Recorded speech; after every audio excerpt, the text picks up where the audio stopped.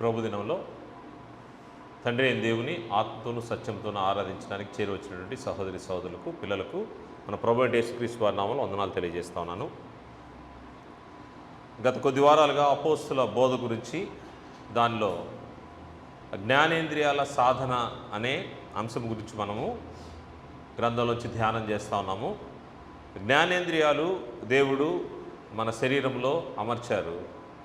ఈ జ్ఞానేంద్రియాలు ఆత్మ సంబంధమైన విషయాల్లో ఏ విధంగా మనకు ఉపయోగపడతాయి, వాటిని సాధకం చేసుకోవడం ఎలా అనే విషయాల్ని మనం గ్రంథంలో చూస్తూ ఉన్నాము. నాలుకను సాధువు చేసుకునుట అనే విషయాన్ని చూసాము. అదేవిధంగా దేవుడిచ్చినటువంటి మరొక జ్ఞానేంద్రియము కన్ను. కంటిని ఏ విధంగా సాధకం చేసుకోవాలో మనము చూసాము. చెవిని గురించి చూసాము. ఈరోజు కంటిని గురించి ఆలోచన చేస్తాము. కంటిని సాధకం చేసుకోవడం ఎలాగా అనే విషయాన్ని ఈరోజు గ్రంథంలోంచి పరిశీలన చేద్దాము. కండ్ల గురించి మనం ఆలోచన చేస్తే 2 రకాల కళ్ళు ఉన్నాయంట. భౌతిక సంబంధమైన కళ్ళు, రెండవది ఆత్మ సంబంధమైన కళ్ళు. దాంట్లోనే మనోనేత్రాలు అంటారు. అంటే భౌతిక సంబంధంగా బాహ్యంగా చూడగలిగే వాటిని భౌతిక సంబంధమైన కళ్ళు అంటారు. రెండవది స్పిరిచువల్ ఐజ్, లేకపోతే ఇన్నర్ ఐజ్ అంటారు, లేకపోతే ఐజ్ ఆఫ్ ద సోల్, ఆత్మ సంబంధమైనటువంటి కళ్ళు. దీని ఐజ్ ఆఫ్ ఫెయిత్ అని కూడా అనొచ్చు, స్పిరిచువల్ విజన్ అనొచ్చు. ఈ విధంగా మనము చూస్తే 2 రకాల కళ్ళు ఉన్నట్టు మనకు కనబడతాయి. వాస్తవంగా మానవునికి కన్నులు ఉన్నాయా అని ఆలోచన చేస్తే ఉన్నాయనే సమాధానం మనకు వినపడుతుంది. మానవునికి కళ్ళు ఉన్నాయంటే కళ్ళు ఉన్నాయి, దాంట్లో ఎటువంటి అనుమానం లేదు. కానీ బైబిల్ చదువుతున్నప్పుడు ఒక ప్రత్యేకమైన డౌట్ వస్తుంది మనకు. ఆదికాండం 3వ అధ్యాయంలో మనం చూస్తే, ఆదికాండము 3వ అధ్యాయంలో 7వ వచనంలో చూస్తే, అప్పుడు వారిద్దరి కన్నులు తెరవబడెను అనుంది. అప్పుడు వారిద్దరి కన్నులు తెరవబడెను అంటే అప్పుడు దాకా ఏమైనాయి? కన్నులు మూసుకొని పోయి ఉన్నాయన. కన్నులు మూసుకోవడం అంటే మన ఇట్ట ఐస్ క్లోజ్ చేసుకోవడం. ఐస్ క్లోజ్ చేస్తే ఏమవుతుంది? మనకు ఏది కూడా కనబడదు, మనం దేని కూడా చూడలేము. కానీ ఇక్కడ ప్రత్యేకంగా ఆదాము అవ్వల గురించి మాట్లాడుతూ, అప్పుడు వారిద్దరి కన్నులు తెరవబడెను. ఇద్దరి కన్నులు తెరవబడిను. కన్నులు తెరవబడ్డాయంటే అంతకుముందు సృజించినప్పటి నుంచి మనం చూస్తే 1వ అధ్యాయం నుంచి 3వ అధ్యాయం వరకు కూడా వారు బాగానే చూస్తూ ఉన్నారు. ఆదాము దగ్గరికి అనేక జంతువులు వచ్చినాయి, వాటికి ఆదాము పేర్లు పెట్టాడు. చూడకుండానే పేర్లు పెట్టే అవకాశం లేదు. ఏదేను తోటలో ఉంచాడు దేవుడు నుంచి ఈ చెట్ల పేర్లన్నీ చెప్పాడు, లేకపోతే చెట్ల గురించిన వివరాలన్నీ ఆదాముకు చెప్పాడు. చెట్లు చూడకుండా ఏమీ ఆదాము దాన్ని తెలుసుకోలేదు. లేకపోతే తన దేహంలోంచి ఎముకను తీసి స్త్రీనిగా నిర్మించి అతనికి తోడుగా సాటైన సహాయంగా ఉంచినప్పుడు ఆమెను చూడకుండా ఏమి ఉండలేదు. అంటే ఆ కన్నులు ఏంటి? ఇప్పుడు కళ్ళు తెరవబడ్డాయని ఇక్కడ ఒక మాట చెప్పబడింది 7వ వచనంలో. అప్పుడు వారిద్దరి కన్నులు తెరవబడెను. దేవుడు ఏర్పాటు చేసినటువంటి కన్నుల్లో ముందున్న కన్నులు ఏంటంటే అవి భౌతిక సంబంధమైన కన్నులు. అంటే దేన్నైనా నేకెడ్ ఐజ్ అంటారు. వీటిని మనం బాగా చూడొచ్చు. వీటిని దీని ద్వారా మనకు దృష్టి, మనకు ఎదురుగా ఉన్నటువంటి ఆబ్జెక్టివ్స్ అన్నీ కూడా మనకు కనబడుతూ ఉంటాయి, వస్తువులన్నీ కనబడుతూ ఉంటాయి. ఇవి భౌతిక సంబంధమైన కళ్ళు. ఇక్కడ వీరికి తెరవబడిన కన్నులు మనం ఆలోచన చేస్తే దేవుడు ఏం చెప్పాడంటే, ఆ ఏదైనా తోటలో మంచి చెడ్డలనిచ్చు వృక్ష ఫలం ఉంది, ఆ ఫలాన్ని నీవు తినకూడదు అని ఆదాముకు ఆజ్ఞించాడు. కానీ అపవాది హవ్వను మోసం చేసి ఆ పండును తినమన్నప్పుడు ఆమె తినిన తర్వాత అప్పుడు వారిద్దరి కన్నులు తెరవబడును. వారు తాము దిగంబరులమని తెలుసుకొని అంజూరపు ఆకులు కుట్టి తమకు కచ్చడములు చేసుకుని తాము దిగంబరులమని తెలుసుకున్నారంట. ఇక్కడ ఏం జరిగింది? మంచి చెడ్డలు తెలివినిచ్చు ఫలాన్ని తిన్న వెంటనే ఏం జరిగినాయి? వారి కళ్ళు తెరవబడ్డాయి, మనోనేత్రాలు తెరవబడ్డాయి. అప్పుడు వారికి ఏం కనబడతా ఉందంటే, అప్పుడు దాకా కనబడిన వస్తువులు వేరు, వాటి పరిస్థితి వేరు. ఒకరినొకరు చూసుకుంటున్నారు, అప్పుడు వారికి సిగ్గు తెలియదు. అందుకోసం మనం చూస్తే 2వ అధ్యాయం 25వ వచనంలో, అప్పుడు ఆదామును అతని భార్య వారిద్దరూ దిగంబరులుగా నుండిరి, అయితే వారు సిగ్గు ఎరుగకయుండిరి. కారణం ఏంటంటే వారి మనోనేత్రాలు తెరవబడలేదు. దాన్ని బట్టి వాళ్ళకి సిగ్గు తెలియదు. ఒకరినొకరు చూసుకున్నారు కానీ వాళ్ళు సిగ్గు తెలియని పరిస్థితిలో ఉన్నారు. వస్తువులన్నీ గమనిస్తున్నారు, ఇది చెట్టు, ఇది ఈ జంతువు, ఇది పలానా అని తెలుసుకుంటున్నారు కానీ వారు మనోనేత్రాలు తెరవబడలేదు. ఇక్కడైతే ఎప్పుడైతే ఈ ఫలవృక్షాన్ని తిన్నారో, తిన్న వెంటనే వారిద్దరి కళ్ళు తెరవబడ్డాయి, వారు తాము దిగంబరులమని తెలుసుకున్నారు.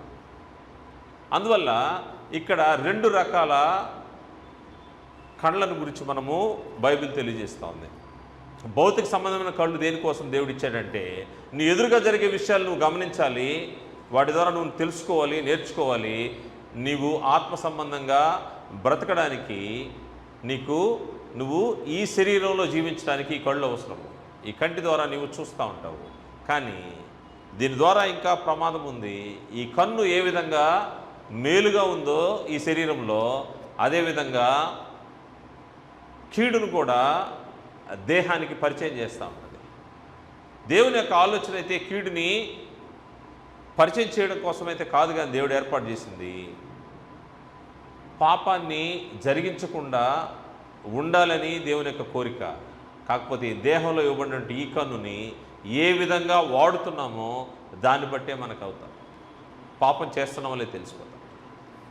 దేవుడు ఒక కన్ను ఇచ్చాడు, భౌతిక సంబంధమైన కన్ను. ఆ కన్ను ద్వారా నష్టపోయినటువంటి లేకపోతే ప్రమాదంలో పడినటువంటి వ్యక్తుల గురించి ఈరోజు గ్రంథంలో వచ్చి కొంతమంది వ్యక్తులు చూస్తాము. మొట్టమొదటిగా ఇప్పుడున్నటువంటి ఈ కాంటెస్ట్లో ఉన్నటువంటి హవ్వ గురించి ఆలోచన చేస్తాము. హవ్వకి ఈ కన్ను ఏ విధంగా తను పాపంలో పడిపోవడానికి లేకపోతే దేవునికి వ్యతిరేకంగా కార్యక్రమం జరిగించడానికి ముందుకెళ్ళిందో చూస్తే మనము ఈ యొక్క 3వ అధ్యాయం 1వ వచనం చూస్తే అక్కడ సర్పం రావడము, అదేవిధంగా ఆమెను బోల్తా కొట్టించడము 2 జరిగిపోతూ ఉన్నాయి. ఏం జరుగుతుందండి? అందుకు స్త్రీ ఈ తోట 2వ వచనం నుండి, అందుకు స్త్రీ ఈ తోట చెట్ల ఫలములను మేము తినవచ్చును, అయితే తోట మధ్యనున్న చెట్టు ఫలముల గురించి దేవుడు మీరు చావకుండానట్లు వాటిని తినకూడదనియు వాటిని ముట్టకూడదని చెప్పినని సర్పముతో అనెను. అందుకు సర్పము, మీరు చావనే చావరు, ఏలయనగా మీరు వాటిని తినుదినమన మీ కన్నులు తెరవబడిననియు మీరు మంచి చెడ్డల్ని ఎరిగి వారి దేవతల వలె ఉందిరని దేవునికి తెలియనని స్త్రీతో చెప్పగా, స్త్రీ ఆ వృక్షపు ఆహారమునకు మంచిదియు కన్నులకు అందమైనదియు. ఈ కన్నులకు ఎట్ట కనబడ్డదంట? అందమైనది. ఈరోజు మనుషులు మోసపోవడానికి గల ముఖ్య కారణము ఆదిలోనే దీనికి పునాది పడింది. అందము ఎట్ట కనబడిందంట? ఆ చెట్టు ఫలము చాలా అందంగా కనబడుతుందంట. ఆమెకి ఎలా కనబడుతుంది? కన్నులకు అందమైనది. నీ కన్నులకు ఏది అందంగా కనబడుతుందో జాగ్రత్త. కన్నులకు అందంగా కనబడిన ప్రతిదీ కావాలని కోరుకుంటే నీవు పాపంలో పడిపోతా ఉంటావు. ఇక్కడ జరిగింది కూడా అదే. ఆమె ఒక్కటే తప్పు చేయలేదు, ఆమె ద్వారా ఇంకేం జరిగింది? ఆదాము కూడా తప్పులో పడ్డాడు. దాని తర్వాత మానవ జాతి మొత్తానికి దాని ఎఫెక్ట్ తగిలింది. అంటే నీ కంటి చూపు వల్ల నీ కన్నులు దేన్ని చూస్తున్నాయో, దేన్ని ఆశిస్తున్నాయో దాన్ని బట్టి జరిగే నష్టము ఈ భౌతికమైన కళ్ళతో మనకు ఉంది అనే ప్రమాదం ఉందనే విషయాన్ని మనకు ఆదిలోనే మనకు అర్థమైంది. అది అపవాది ఏ విధంగా ఆ యొక్క పండును ఆకర్షించే విధంగా తనను మోసం చేశాడో, ఆ మోసానికి ఆమె ఏ విధంగా బానిసైపోయిందో ఒకసారి ఆలోచన చేస్తే, ఆమెది కన్నులకు ఎలా ఉందంట? అందమైనది, వివేకంనిచ్చు రమ్యమైనది చూచినప్పుడు ఆమె దాని ఫలముల్లో కొన్ని తీసుకుని తిని తనతో పాటు తన భర్తకునిచ్చెను, అతడు కూడా తినెను. అయిపోయింది. కన్ను ద్వారా జరిగినటువంటి ఈ మానవ జాతికి జరిగినటువంటి గొప్ప ప్రమాదము స్టార్టింగ్లోనే జరిగిపోయింది. కన్ను ఎంత ప్రమాదకరమైందో చూస్తే, నీ కన్ను దేన్ని చూడాలని ఆశిస్తుందో జాగ్రత్త. కంటి వల్ల వచ్చిన ప్రమాదం ఇది. అదేవిధంగా ఇంకొక వ్యక్తి కూడా, ఒక ఆవిడ ఉంది. ఆవిడెవరంటే లోతు భార్య.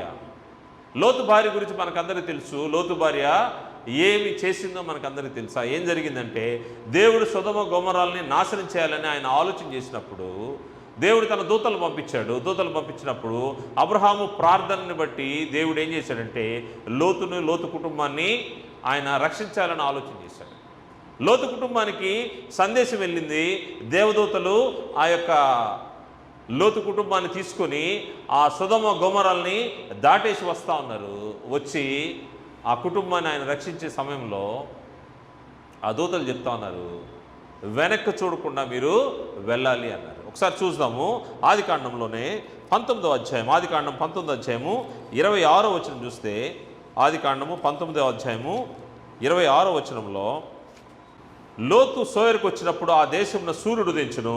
అప్పుడు యెహోవా సొదొమ మీదను గొమొర్రా మీదను యెహోవా యొద్ద నుండి గంధకమును అగ్నిని ఆకాశం నుండి కురిపించి ఆ పట్టణమును ఆ మైదానం అంతటిని ఆ పట్టణంలో నివసించే వారందరినీ నేల మొలకలను నాశనం చేశాను. ఒక్కసారి దేవుని యొక్క ఉగ్రత రెండు పట్టణాల మీద సొదొమ గొమొర్రా మీదకి వచ్చినప్పుడు ఏం జరుగుతూ ఉందంటే, ఈ కుటుంబము ఏమి ఆదేశించబడిందంటే వెనక్కి తిరగకుండా చూడకుండా వెళ్ళాలని దేవుని ద్వారా ఆదేశించబడినప్పటికీ, అయితే లోతు భార్య అతని వెనక నుండి తిరిగి చూచి ఉప్పు స్తంభమాయను.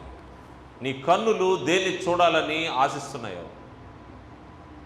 హవ్వ తన కంటికి అందమైనదిగా కనిపించినటువంటి ఆ మంచి చెడ్డల ఫలవృక్షాన్ని తిన్నది. దాన్ని బట్టి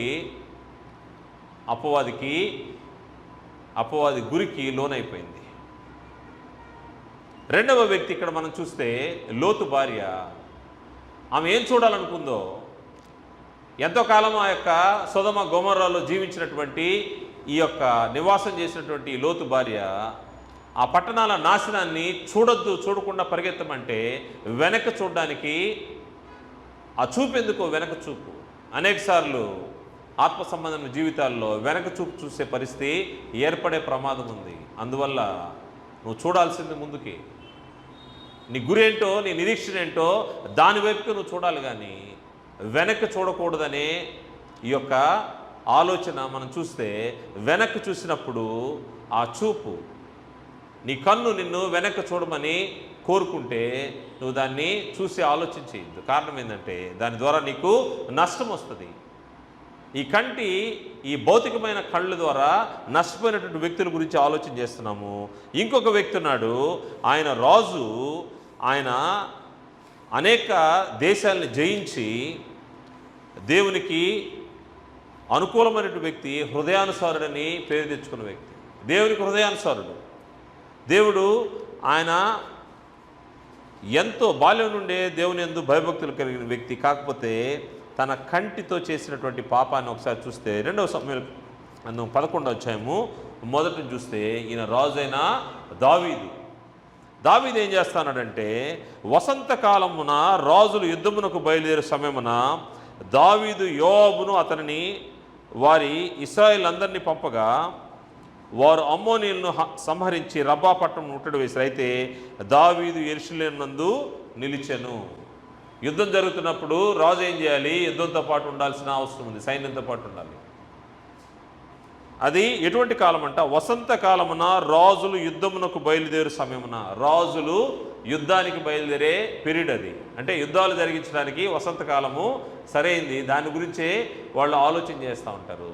ఈ సమయంలో ఈయన ఏం చేశాడంటే, ఆయన సైన్యాధిపతి అయినటువంటి యోవాబుని మరియు వారి యొక్క సైన్యాన్ని అంతా పంపించి ఆయన అమ్మోనీయులను రబ్బా పట్టణాన్ని ముట్టడి వేశారంట. ఈయనైతే ఏం చేస్తున్నాడు? యెరూషలేములో ఉన్నాడు. అంటే ఈయన నగరంలో ఉన్నాడు. యెరూషలేములో ఆయన ఇంటి దగ్గర ఉన్నాడు. ఒకానొక దినమున ప్రొద్దుగుంకు వేళ దావీదు పడక మీద నుండి లేచి రాజనగర్ మిద్దె మీద నడుచుచు పైనుండి చూచుచుండగా, ఈయన ఇంటి దగ్గర ఉండమే కాదు, ఇంకా ఎంత బద్ధకమైపోయాడంటే, ఎవరైనా సాయంత్రం పూట పొద్దుగుంకే వేళ నిద్రపోతారా? మనకు తెలుసు, ఆ టైంలో ఒకవేళ ఎవరైనా నిద్రపోతుంటే తల్లిదండ్రులు ఏం చేస్తారు? లేరా, ఈ టైంలో నిద్రపోకూడదు అంటారు. ఎందుకు పడుకోవద్దు అంటారు? మళ్ళీ రాత్రి నిద్ర రాదు. సాయంత్రం మధ్యాహ్నం నిద్రపోవచ్చు, కానీ ఒక పవర్ న్యాప్ ఏదన్నా ఒక 10 మినిట్స్ ఎంతో కొంత ఒక హాఫ్ అన్ అవర్ పడుకుంటారు. కానీ సాయంత్రం పూట నిద్రపోతే ఇంట్లో ఎవరు కూడా తల్లిదండ్రులు ఒప్పుకోరు. ఈయన ఏం చేస్తున్నాడంట? ప్రొద్దుగుంకు వేళ దావీదు పడక మీద ఉండి లేచి, ఏ సమయంలో లేచాడు చూడండి. అంటే ఆయన తన యొక్క డ్యూటీస్ని మర్చిపోయాడు. దేవుడు రాజ్యాన్ని ఇచ్చాడు, గొర్రెలు మేపుకుంటా అన్న వ్యక్తిని తీసుకొచ్చి రాజుగా చేసి అన్ని దేశాలని జయించే సామర్థ్యాన్ని ఇచ్చి చేసినప్పుడు ఈయన ఏం చేస్తున్నాడు? సోమరై ఉన్నాడు ఇక్కడికి వచ్చేసరికి. దేవుని యొక్క హృదయానుసారుడే, కాకపోతే ఒక్కొక్కసారి ఏం జరుగుతూ ఉంటుందంటే సోమరితనము మనల్ని మందగించేస్తూ ఉంటుంది. మన పనులు, ముఖ్యంగా దేవుని పనులు జరగనీయకుండా, దేవుని పనులకు మనం వెళ్ళలేకుండా చేస్తూ ఉంటుంది. ఇక్కడ జరిగిన విషయం ఏంటంటే, ఆయన ప్రొద్దుగుంకు వేళ దావీదు పడక మీద లేచి రాజనగరి మిద్దె మీద నడుచుచు పైనుండి చూచుచుండగా స్నానము చేయు ఒక స్త్రీ కనబడెను. స్నానము చేసే స్త్రీ కనబడింది. సహజంగా మన కళ్ళు ఏం చేయాలి? అటువంటి చూడకూడదు ఒక దృశ్యం కనబడింది. ఎవరైనా ఆ విధమైన పరిస్థితిలో కనబడితే మనం ఏం చేస్తాము అంటే కామన్ సెన్స్ అనమాట. కామన్ సెన్స్ ఏం చేస్తాం? మనము తల తిప్పుకుంటాం. సహజంగా జరిగేది ఏంది? చూడకూడదు ఏదైనా చూస్తే ఏం చేస్తాము? కళ్ళప్పగించి చూడము. ఏం చేస్తామంటే కళ్ళు పక్కకు తిప్పేసుకుంటాం. ఈయనైతే ఆ పని చేయలేదు. దేవునికి హృదయానుసారుడే, కాతే ఆమె బహు సౌందర్యవతి యునుడు చూచి దావీదు దాని సమాచారం తెలుసుకుంటగా ఈ ఒక దూతను పంపిన. అతను వచ్చి ఆమె ఏలియాము కుమార్తెయు హిత్తీయుడగు ఊరియాకు భార్య అయిన బెత్షెబ అని తెలియజేయగా దావీదు దూతల చేత ఆమెను పిలువనంపెను. ఆమె అతను ఎదుకు రాగా అతడు ఆమెతో శయనించును. కలిగిన అపవిత్రత పోగొట్టుకుని ఆమె తన ఇంటికి మరలా వచ్చును. ఏం జరిగింది? ఎటువంటి పాపం జరిగిపోయిందో. కంటితో తను చేయకూడని పాపం చేశాడు. అతను ఉండింది టైమే చాలా బ్యాడ్ టైం అనుకోవాలి. అతను ఉండకూడని స్థలంలో అతను ఉన్నాడు. ఆయన ఇల్లే ఉండొచ్చు, అది వేరే విషయము. కానీ అది రాజులు యుద్ధం చేసే సమయంలో ఆయన ఇంట్లో ఉన్నాడు. చూడకూడని దాన్ని చూశాడు. చూసిన తర్వాత తన కన్నులు ఏం చేసినాయి? పాపం చేయడానికి ప్రేరేపించినాయి. కన్నులు ఏం చేస్తూ ఉంటాయంటే పాపం చేయడానికి ప్రేరేపిస్తూ ఉంటాయి. జాగ్రత్త. నీ కన్నులు, నీకు ఇవ్వబడ్డ కన్నులు ఆత్మ సంబంధంగా దేవుని కొరకు, లేకపోతే దేవుని కోసము బ్రతకడానికి, ఈ శరీరాన్ని జాగ్రత్త కాపాడుకోవడానికి నీ కన్నులను వాడాలి. కానీ నీ జీవనోపాధికో లేకపోతే నీకు సంబంధించినటువంటి విషయాలకు వాడుకోవాలి.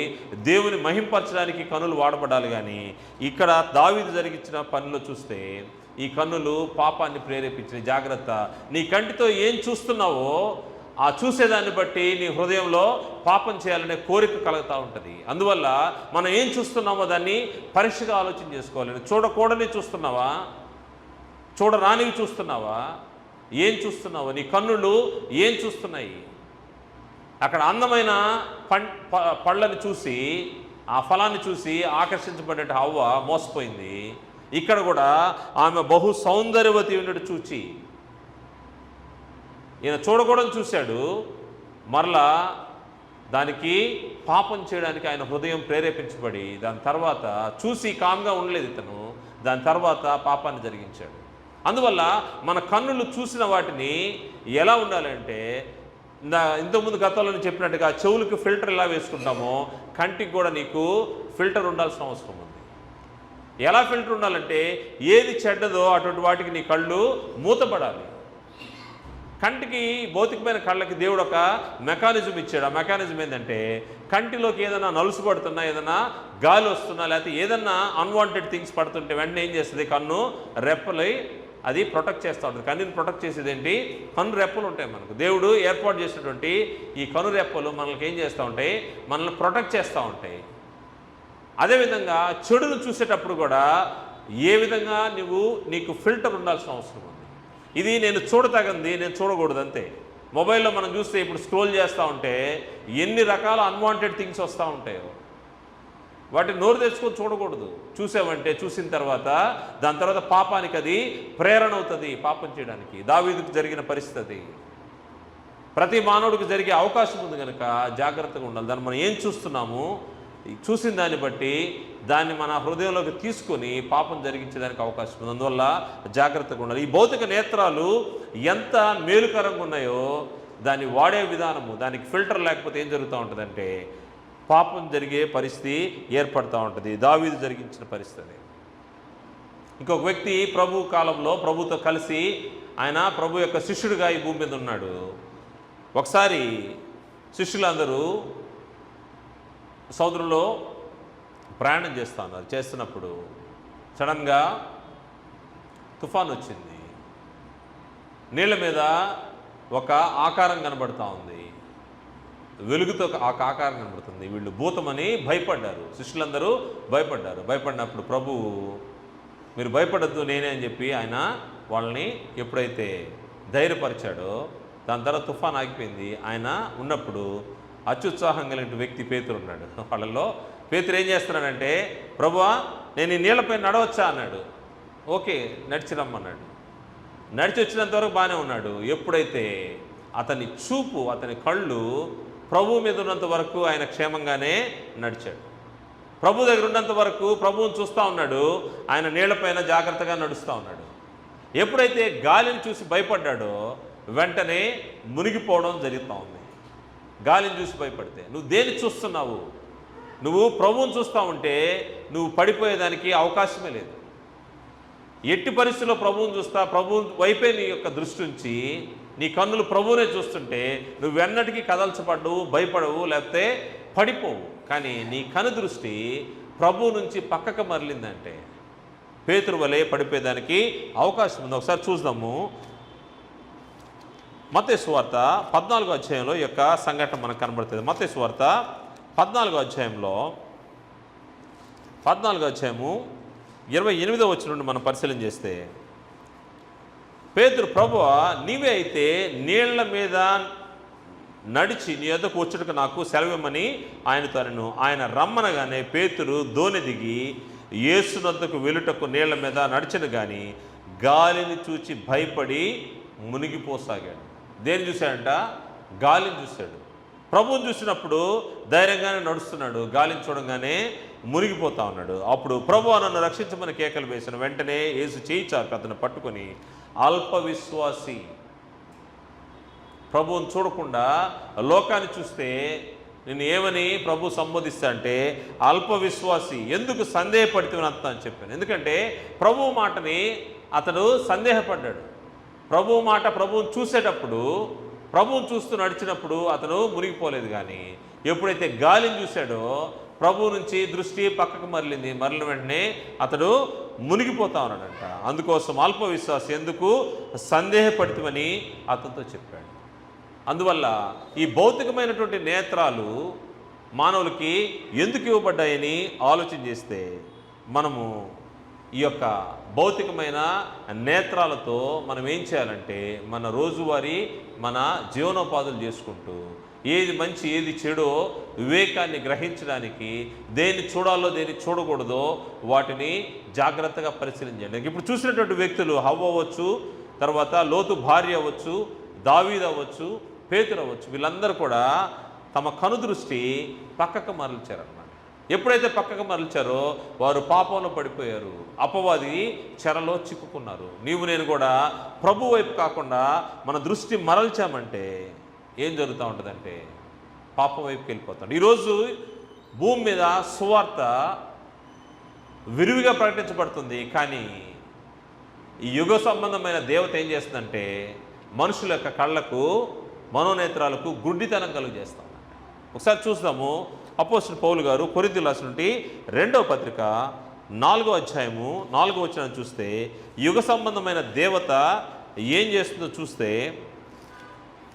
మనుషులకందరికీ తను ఏం పని చేస్తుందంటే దేవుని స్వరూపైన క్రీస్తు మహిమను కనపరచు సువార్త ప్రకాశము వారికి ప్రకాశింపకుండా నిమిత్తము ఈ యుగ సంబంధమైన దేవత అవిశ్వాసులైన వారి మనోనేత్రములకు గుడ్డితనము కలుగజేశాను.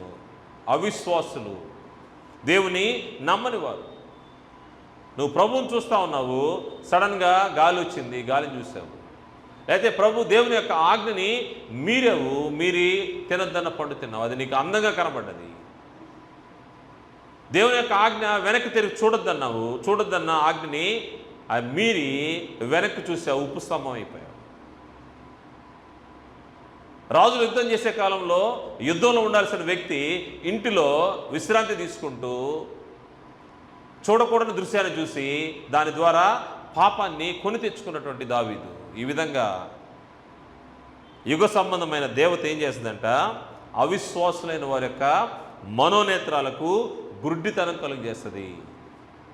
ఈ స్పిరిచువల్ ఐజ్ అనేది, లేకపోతే విజన్ ఆఫ్ స్పిరిచువల్ విజన్ అనేది, ఐజ్ ఆఫ్ ఫెయిత్, వీటిని ఓపెన్ కాకుండా క్లోజ్ చేసే విధంగా ఈ యొక్క అపవాది చేసే పని ఉందన్నమాట. మీ యొక్క మనోనేత్రాలకు గుడ్డితనం కలుగజేసేది అపవాది యొక్క చెరలో పడకుండా ఉండాలంటే దేవుడు మనకిచ్చినట్టు ఈ భౌతికమైన కంటిని జాగ్రత్తగా చూసుకోవాల్సి అవసరం. ఆలోచన చేస్తే ఈ కళ్ళు చాలా తేటగా ఉండాలంట. కళ్ళు తేటగా లేకపోతే ఏం జరుగుతూ ఉంటుంది? కంటి చూపులో ఏదన్నా లోపం ఉంటే మనం ఏం చేస్తాము? మన కళ్ళు సరిగ్గా కనబట్టలేదు అనుకోండి, వెంటనే ఏం చేస్తాము? డాక్టర్ దగ్గరికి వెళ్ళి ఐ టెస్ట్ చేయించుకొని అవసరమైతే మన ఐస్ సైట్ ఎంత లూజ్ అయి ఉన్నామో దాన్ని తగిన విధంగా బాగా కనబడేదానికి కళ్ళద్దాలు తెచ్చుకుంటాము. ఎందుకు కళ్ళద్దాలు పెట్టుకుంటారంటే కంటి దృష్టి మనకు స్పష్టంగా కనబడడం కోసం. ఈ దృష్టి స్పష్టంగా కనబడకపోతే మనకు అన్నీ బ్లర్గా ఉన్నాయనుకోండి, దేన్ని కూడా మనం స్పష్టంగా చూడలేము. దేవుడు దాన్నే అంటా ఉన్నాడు, నీ కను దృష్టి చాలా జాగ్రత్తగా ఉండాలి. ముఖ్యంగా భౌతికమైన కంటికి మనం ఇంత ఆలోచన చేస్తే, భౌతికంగా మన కంటిని గురించి మనం ఎంత జాగ్రత్త తీసుకుంటే, దేవుడు మనోనేత్రాలు, ఆత్మ సంబంధమైన నేత్రాలు ఇచ్చాడు. దేవుని చూడాలంటే, దేవుని యొక్క విషయాలు గ్రహించాలి అంటే నీకు మనోనేత్రాలు తెరవబడి ఉండాల్సిన అవసరం ఉంది. మనోనేత్రాలు ఎలా తెరవబడి ఉంటాయో మనం చూస్తే, మనోనేత్రాలు తెరవబడిన వారు చాలా జాగ్రత్తగా ఉంటారంట. ఎందుకంటే వారి మనోనేత్రాలు తెరవబడిన పరిస్థితి మనం చూస్తే వారు దూరదృష్టి కలవారు. మనోనేత్రాలు వెలిగించబడిన వారు దూరదృష్టి కలవారు. అసలు మనోనేత్రాలు వెలిగించబడాలి అంటే ఏం జరగాలనే విషయాన్ని ప్రభువారు ఆయన చెప్తూ ఒక మాట చెప్తున్నాడు. యోహాను సువార్త 3:3 ఆయన దగ్గరకు ఒక వ్యక్తి వస్తూ ఉన్నాడు. ఆయన మామూలు వ్యక్తి కాదు, అతను యూదుల అధికారి అయిన నికోదేమను పరిసయుడు ఒకడు ఉన్నాడు. యూదుల అధికారి నికోదేమనే పరిసయుడు ఉన్నాడంట. ఆయన రాత్రి ఎందు ఆయన ఎద్దుకు వచ్చి, బోధకుడా అని ఆయన గురించి మాట్లాడుతున్నప్పుడు, నువ్వు దేవుని దగ్గర నుంచి వచ్చిన వాడివి, దాన్ని బట్టే ఇటువంటి క్రియలు జరిగిస్తున్నామని ఆయన మాట్లాడుతున్నప్పుడు ప్రభువు వెంటనే ఆయనకి ఇస్తున్నటువంటి సమాధానము, ఆయన ఒకటి అడిగాడు, ఒకటి చెప్తా ఉన్నాడు. ఆయన ప్రభు గురించి గొప్పగా చెప్తా ఉన్నాడు. ప్రభు అయితే ఆయన యొక్క పరిస్థితిని గమనించి ఆయన మనోనేత్రాలు వెలిగించబడలేదని గ్రహించి ప్రభు ఆయనతో మాట్లాడుతున్నాడు. అందుకు యేసు అతనితో, ఒకడు క్రొత్తగా జన్మించితేనే కానీ అతడు దేవుని రాజ్యమును చూడలేడని నీతో నిశ్చయముగా చెప్పుచున్నాను నేను. ఇక్కడ ఆయన చెప్తున్న మాట, నీవు దేవుని యొద్ద నుండి వచ్చిన బోధకుడు మేము ఎరుగుతాము, దేవుడు అతనికి తోడై ఉంటేనే కానీ నువ్వు చేయించిన సూచకులు ఎవడును చేయలేడని ఆయనతో చెప్పాడు. ఆయన ఒక మాట చెప్తున్నాడు, అయ్యా నువ్వు దేవుని దగ్గర నువ్వు తెచ్చావని మాకు అర్థమవుతా ఉంది. కారణం ఏంటంటే నువ్వు చేస్తున్నటువంటి సూచక్రియలు చూస్తేనే అర్థమైపోతుందంటే, సూచక్రియలు చూడడం కాదు, అంతకంటే విలువైంది ఒకటి ఉంది. నువ్వు దాన్ని మిస్ అవుతా ఉన్నావు, నువ్వు దాన్ని చూడలేకపోతా ఉన్నావు. దేవుని రాజ్యాన్ని నువ్వు చూడలేకపోతున్నావు. నువ్వు భౌతికంగా జరిగే అద్భుతాలు, ఆశ్చర్యకార్యాలు వీటి గురించి మాట్లాడుతూ ఉన్నావు. నువ్వు చూడాల్సింది ఏంది? ఆత్మ సంబంధమైన విషయాలు చూడాలి. నువ్వు పరలోక రాజ్యాన్ని చూడాలి. రాజ్యాన్ని చూడాలంటే, దేవుని రాజ్యాన్ని చూడాలంటే నీకు మనోనేత్రాలు వెలిగించబడి ఉండాలి. దానికి ఆయన చెప్తా ఉన్నాడు, ఒకడు క్రొత్తగా జన్మించితే కానీ అతడు దేవుని రాజ్యమును చూడలేడు. నీ కన్నులు, ఈ కన్నులు దేవుని ఆత్మను చూడలేవు, దేవుని యొక్క రాజ్యాన్ని చూడలేవు, దేవుని యొక్క పరిస్థితుల్ని గమనించలేవు, గ్రహించలేవు. కారణం ఏంటంటే ఈ కంటితో నీవు చేయడానికి ఆస్కారం లేదు. ఏం చేయాలంటే నీకు నీ మనోనేత్రాలు వెలిగించబడాలి. దానికోసం నువ్వేం చేయాలి? ఒకడు నీటి మూలముగాను ఆత్మ మూలంగాను జన్మించాలి. దాన్నే క్రొత్త జన్మ అన్నాడు. ఒకడు క్రొత్తగా జన్మించితేనే కానీ అన్నాడు. మళ్ళీ 5వ వచనంలో యేసు ఇట్లనను, ఒకడు నీటి మూలముగాను ఆత్మ మూలంగాను జనించితే కానీ దేవుని రాజ్యంలో ప్రవేశింపలేడని నీతో నిశ్చయంగా చెప్పుచున్నాను. దేవుని రాజ్యంలో ప్రవేశము ఏ విధంగా వస్తుంది? నువ్వు దేవుని రాజ్యాన్ని చూడాలి అంటే నువ్వు నీటి మూలముగాను ఆత్మ మూలంగాను బాప్తిసం తీసుకొని క్రొత్త జన్మ ఎత్తాల్సిన అవసరం ఉంది. 2 రకాల కళ్ళ గురించి మనం ఆలోచన చేస్తున్నాం. భౌతికమైన కళ్ళు ఈ భూమిపైన పుట్టిన ప్రతి ఒక్కరికి దేవుడు ఇస్తూ ఉంటాడు. వారిలో కొందరికి కంటి చూపును చూడలేనటువంటి పరిస్థితి ఉంటుంది. దేవుని యొక్క చిత్తం మనం ఏం చేయలేము. కానీ వారికి కళ్ళు చూడలేకపోయినా మిగతా జ్ఞానేంద్రియాలతో వారు సమస్తాన్ని దాన్ని ఫాలో అవ్వగలరు. మనం చూస్తే కంటి చూపు లేని వారి పరిస్థితి ఎలా ఉంటుందంటే, వారి చెవులు చాలా షార్ప్గా ఉంటాయి, వారి యొక్క మెమరీ చాలా షార్ప్గా ఉంటుంది, వారి యొక్క వాళ్ళు క్యాలిక్యులేట్ చేసే విధానం కూడా చాలా షార్ప్గా ఉంటుంది. ఎందుకంటే వారు ఈ గది వారికి మనము ఒక గంట ఇచ్చేసామంటే ఈ గంటలో ఈ గదిలో ఏ వస్తువులు ఉన్నాయో మొత్తం చెప్పేస్తారు. ఎక్కడి నుంచి ఎక్కడ దాకా పోతే ఎంత టైంలో అక్కడికి రీచ్ అవుతారో కూడా వాళ్ళు చెప్పగలరు. ఎందుకంటే దేవుడు వారికి అటువంటి జ్ఞానాన్ని ఇచ్చుంటాడు. అంటే ఒక లోపం ఉంది, కళ్ళు చూడలేవు కాబట్టి దేవుడు వారికి ఇస్తూ ఉంటాడు. ఇది భౌతికమైన కంటి గురించి నేను మాట్లాడుతున్నాను.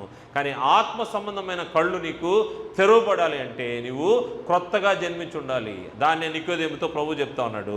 ఒకడు క్రొత్తగా జన్మించితే కానీ అతడు దేవుని రాజ్యమును చూడలేడు. చూడడానికి ఏం కావాలి? కళ్ళు కావాలి. ఈ కంటినే మనోనేత్రాలు అన్నాడు, లేకపోతే స్పిరిచువల్ ఐస్ అన్నాడు. ఆత్మ సంబంధమైన కళ్ళు. ఈ కళ్ళు నీకు తెరవబడాలి అంటే నీవేం చేయాలి? క్రొత్తగా జన్మించాలి. నీటి మూలముగాను ఆత్మ మూలంగాను జన్మించితేనే ఇది వస్తూ ఉంటుంది.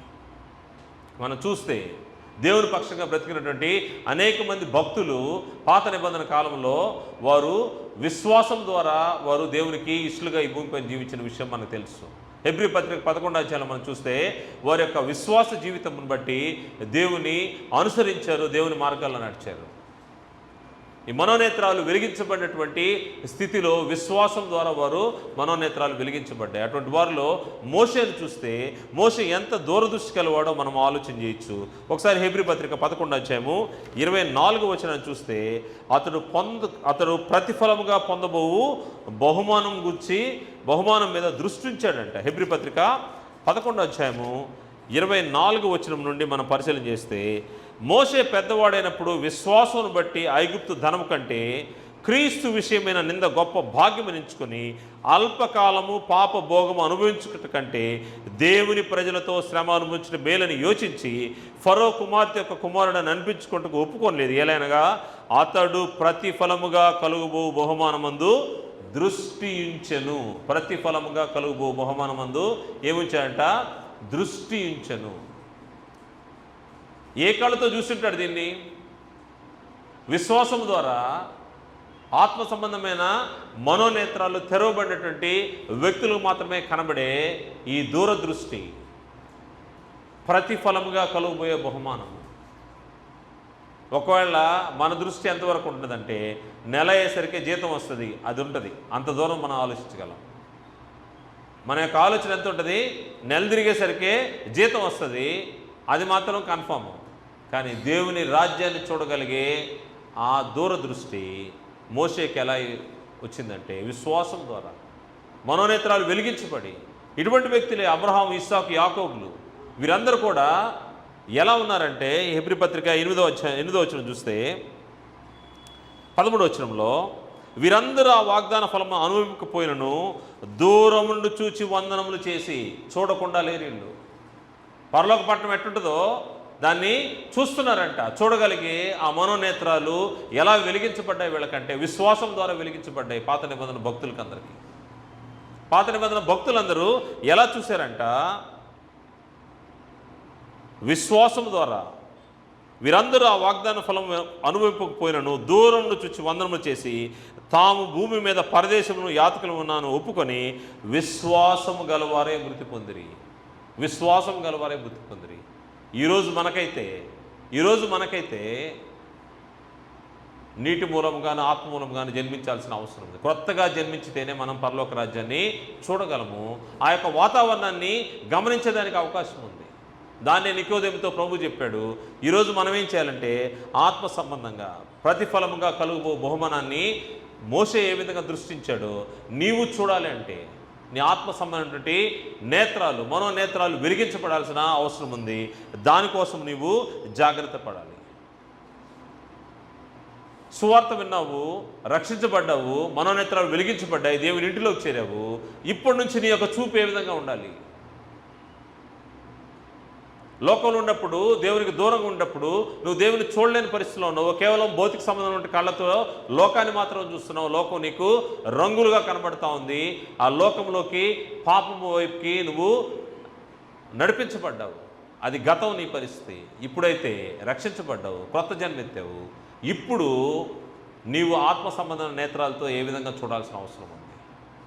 దానికి ప్రభువు హెచ్చరిస్తా ఉన్నాడు. మోహం చూపు ఉండకూడదంట.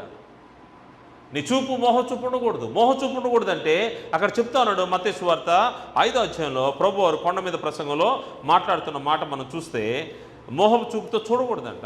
నీ చూపు ఎలా ఉండాలంటే పవిత్రంగా ఉండాలి.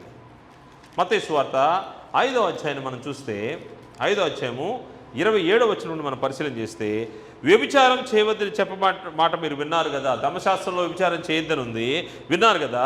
నేను మీతో చెప్పినదేమనగా ఒక స్త్రీని మోహపు చూపుతో చూచు ప్రతివాడు అప్పుడే తన హృదయమందు ఆమెతో వ్యభిచారం చేసిన వాడు. మోహపు చూపుతో చూస్తే అంటే నీ కంటి చూపు ఎలా ఉండాలి? ఎందుకు కంటిని ఈ జ్ఞానేంద్రియాన్ని సాధకం చేసుకోవాలి? ఆత్మ సంబంధమైనటువంటి వ్యక్తులు, క్రొత్త జన్మ ఎత్తిన వారు ఎందుకు ఈ కళ్ళని జాగ్రత్తగా ఉండాలి? లోకంలో ఉన్నప్పుడు ఇబ్బంది లేదు, నీ ఇష్టం ఏదైనా చేసుకుంటా ఉన్నావు, నువ్వు పాపంలో జీవిస్తున్నావు, నీ కంటికి ఏది ఇష్టమైందో దాన్ని తిన్నావు, ఏది కావాలనుకున్నావు దాన్ని కోరుకున్నావు, కన్ను ఏట ప్రేరేపిస్తే అటు నువ్వు బ్రతికేవు, అది లోకం. కానీ దేవుని ఇంటిలోకి వచ్చిన తర్వాత నీ యొక్క కళ్ళు చాలా జాగ్రత్తగా ఉండాలి. మోహపు చూడొద్దు అన్నాడు ప్రభువారు. అని చెప్తున్నాడు, నీవు స్త్రీని మోహం చూపుతో చూచు ప్రతివాడు అప్పుడే తన హృదయం ముందు ఆమెతో వ్యభిచారం చేసిన వాడు. నువ్వు ఫిజికల్గా వ్యభిచారం చేయనక్కర్లేదు, బట్ నీ కంటి చూపు నువ్వు చూసే విధానాన్ని బట్టి నీ హృదయంలో నువ్వేం చేస్తున్నావుంట, వ్యభిచారం చేసిన వాడుతావు. అందుకోసమే నీ కడుకన్ను నిన్ను అభ్యంతరపరిచినలా దాని పెరికి నీ ఎదురు నుండి పారవేయము. ఒకవేళ ఈ రెండు కళ్ళలో ఏ కన్ను నిన్ను అభ్యంతరపరుస్తూ ఉందా? కుడి కన్ను నిన్ను అభ్యంతరపరిచిందా? పెరికి పారవేయమంటున్నాడు. ఎందుకంటే ఈ కుడి కన్ను లేకపోయినా ఒక కంటితో అయినా నువ్వు పరలోక రాజ్యాన్ని చూడొచ్చు,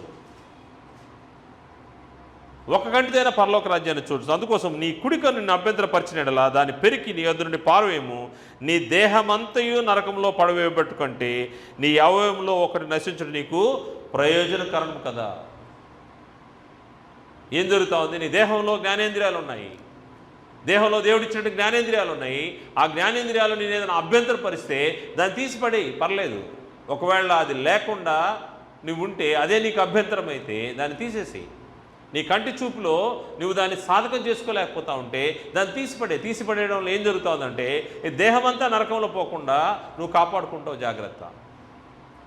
ఒకవేళ ఆ కంటితోనే నువ్వు నీ జీవితాన్ని కొనసాగిస్తే ఏం జరుగుతూ ఉంటుంది? నువ్వు పాపంలో పడిపోతావు, పాపంలో నుండి పాపంలోనే నీ యొక్క జీవితాన్ని ముగించావంటే నువ్వు నిత్య నరకంలోకి వెళ్ళే అవకాశం ఉంది.